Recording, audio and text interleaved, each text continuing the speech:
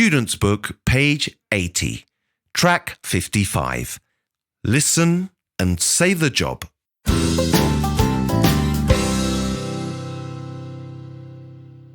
1. Is it a man or a woman? It's a woman. Does she wear a uniform? No, she doesn't. Does she work in a shop? Yes, she does. Who is she? 2. Is it a man or a woman? It's a woman. Does she work in a restaurant? Yes, she does. Does she like cooking? Yes, she does. Who is she? 3.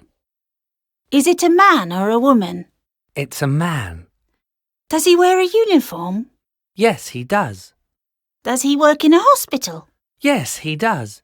Who is he? 4. Is it a man or a woman? It's a woman. Does she work at night? Yes, she does. Does she drive a taxi? Yes, she does. Who is she? 5. Is it a man or a woman? It's a woman. Does she wear a uniform? Yes, she does. Does she put out fires? Yes, she does. Who is she?